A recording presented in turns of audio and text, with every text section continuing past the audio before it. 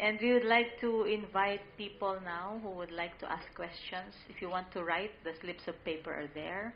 But maybe, excuse me, brother, to start, we can have anyone who'd like to ask from the floor. Yes, I think this is Ime. Sir, good morning.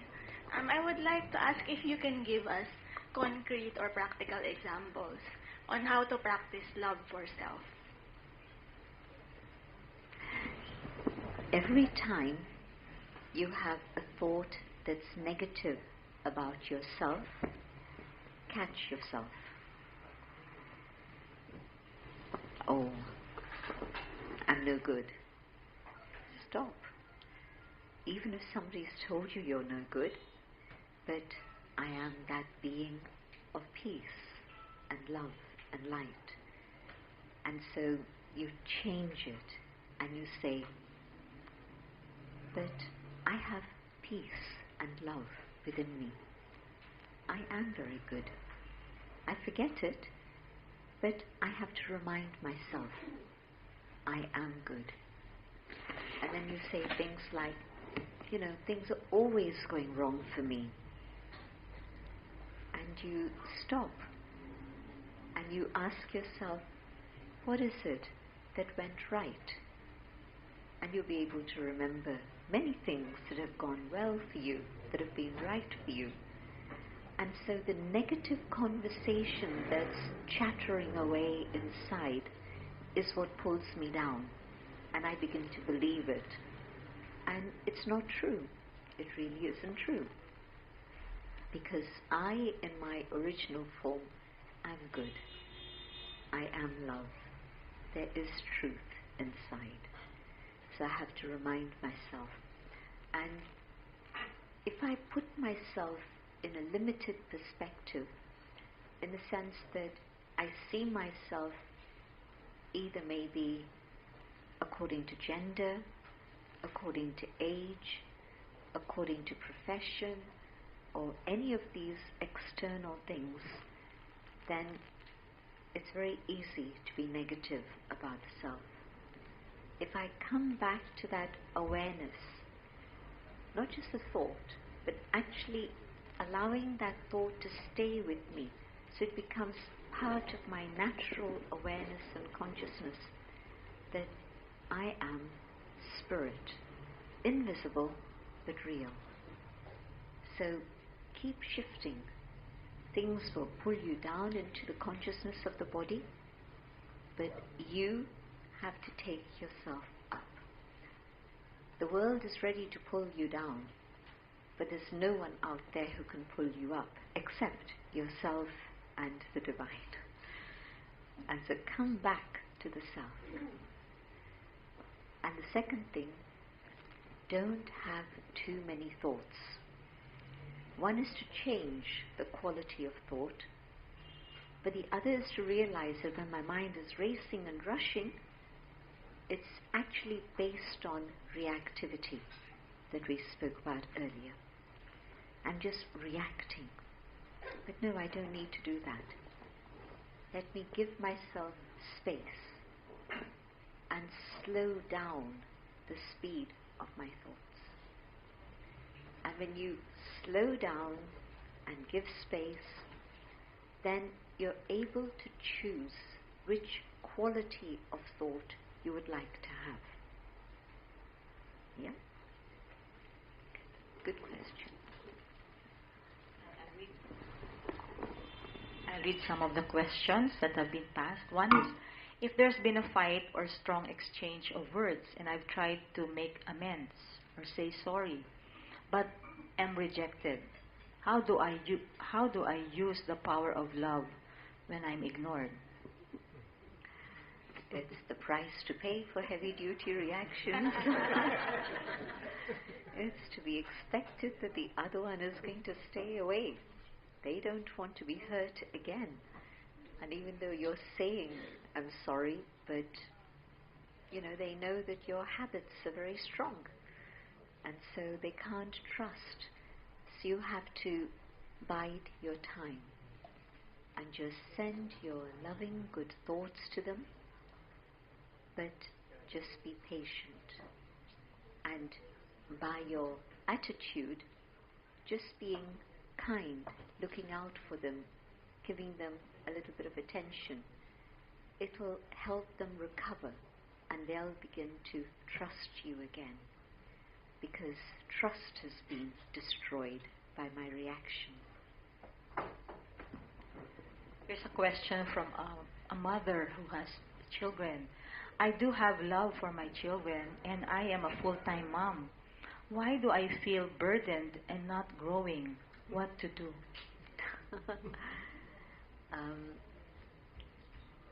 I'm here, but I'm thinking about there. I'm not present. I'm there, and probably I'd be thinking about here. Again, I'm not present.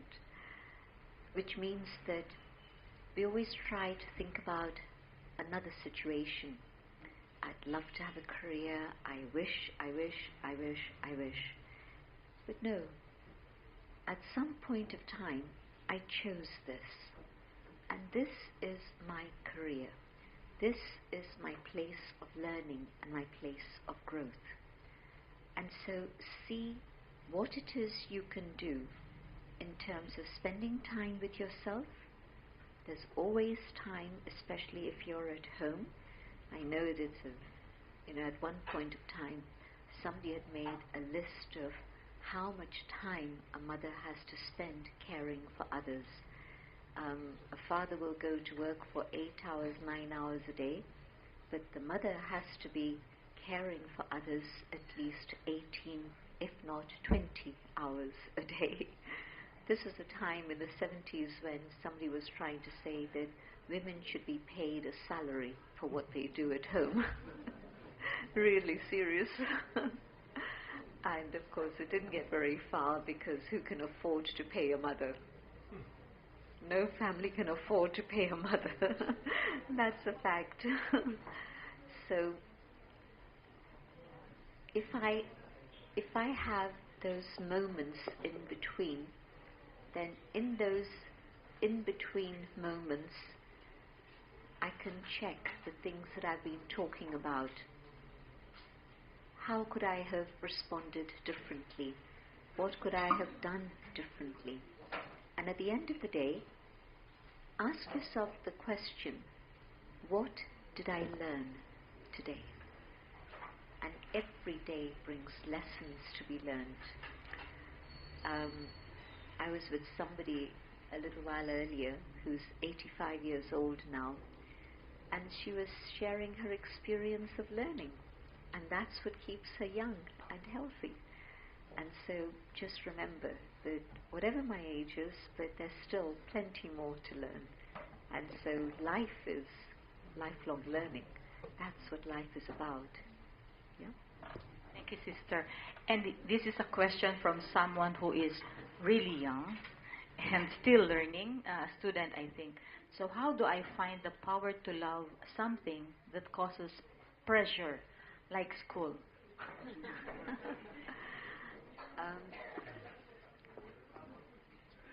Okay, just look at it from the other side, and we're welcoming.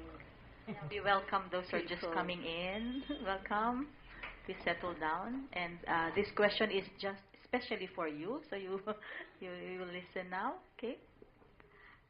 Okay, so just ask yourself the question, what would my life be like if I didn't have this fortune and opportunity of going to school?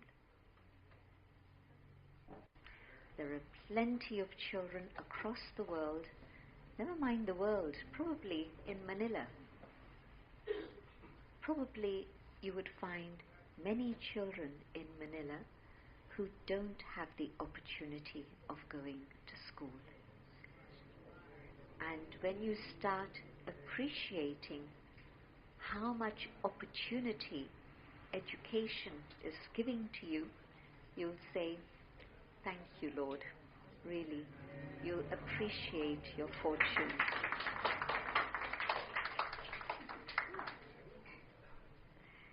maybe it's because, A, I don't like discipline, but it's important to have a container in which I can grow. And so discipline provides a container. Maybe there's one teacher I particularly don't get on well with. But school is not just one teacher. School is many people. And then maybe at some point, when I've started appreciating my fortune, I'll start getting on well with that one teacher too, because my attitude is reaching them and they are reacting to my attitude. So there's ways to deal with it. And here, related questions. Many people, 3 people asked this, but it's about how can you be positive when everything around you is negative, and how can you say that the natural response here in this world is peace if chaos is very clear in nature? If I allow myself to be influenced by negativity from outside, and it's true, generally speaking, it's quite a negative world, a dark world in which we live, which is why there's a need for discussions like this. And I have a choice. I can either allow all of those to come inside of me, or I can go on an inner journey and access the core values, which are very beautiful, which I've spoken about, and allow those to be expressed in my life. I'll give you an example. Here's a boat. A boat is meant to be in the water, right? That's its purpose. But what happens if the water gets inside the boat? Problem. And we're in the world, but what we've done is to allow the world to get inside us. And that's the problem. And so living in the world, but being in touch with my inner world, means I can share what's deep inside of me with the world outside. There are people who are cheerful. It's their nature. There are people who are optimistic. That's their nature. But you see it in some. But it's possible for me to be like that too, because I have the inner resources to be able to do that, but I've forgotten. And so I need to get inside and express those. It's there within me. And the reason why nature is in chaos is because human beings have been violent and aggressive and have disturbed the natural patterns of nature. And it's there on the internet. Human intervention categorically has caused climate change and the upheaval in nature and everything that we see around us. We are the cause, and so we're experiencing the effect today. It didn't start with nature. The starting point was me. I won't even say us. All of us have taken advantage of nature and exploited nature. Time for me to return to simplicity rather than thinking that buying and using the earth's limited resources is going to create happiness. It doesn't. Going deep within myself, I find the happiness and I can simplify my needs. I don't need to keep taking extra from nature. I can start giving good vibrations to nature, to support nature, giving respect to nature, giving peace to nature. Sister, you talked about inner journey, the importance of inner journey, and someone is asking if is there a case when one's inner journey can change a person in a bad way? I haven't seen it happen, what I have seen is that when people just think that, I'm thinking about a situation where somebody isolates themselves and thinks that they're going to be able to know more about themselves in that way, but their consciousness is still extremely limited, and they're just thinking about themselves as the physical being, then I'm isolating myself, I'm causing concern and worry to others, and I'm not helping myself. I'm becoming more and more selfish. Self-centered is different to self-awareness. Self-awareness is where I go on a journey inside, which is different to just isolation. Going inside, I'm connected with my core values, and I come back into the world and I share those qualities. And so I become more generous and a better person. But I need that time for my inner journey in silence alone. I can be in meditation and community, and the support of vibrations is wonderful, but the actual journey is me and my own, my thoughts, my mind. There are a few more questions here, but I think we have no more time to answer all the questions. But we would like to invite you to come back here to this place so that those questions will get answered if you're interested. Sister Rose will later announce that. But this last question I think is very important. How can I access God's love? And am I loved by God? How do I know this? And it must be a great experience. And maybe this person is longing for that experience. And Sister Jayanti can lead us into that experience in the next few minutes by answering also this question. Sit down and write all the things that you have to be grateful for. I don't know the majority of you, but just from external appearance, I imagine that life has been kind to you. Write down all the things that you have in your life that you can be grateful for. And when you do this for yourself, you will know that it's not your effort, but it's God's love that has given you good fortune already in your life.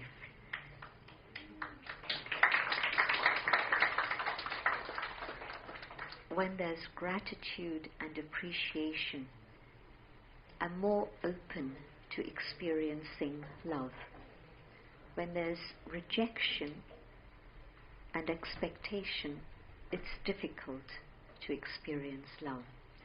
But the same thing applies to my relationship with God. Secondly, I would recommend that you experiment with this idea of exploring your identity as a spiritual being, the inner being, rather than being boxed into your physical identity. Why? Because God isn't a physical being. God is a being of light. And to get onto the same wavelength, because wavelengths connect. The radio transmitter is sending out a message, but my receiver is tuned to a different wavelength, a different frequency. I say, well, I'm not catching it. Well, I'm not going to catch it. I have to tune my receiver to the right frequency. And so let me go to that point where I can be in tune. And that means coming to a spiritual awareness of my inner identity. And I think it'll work.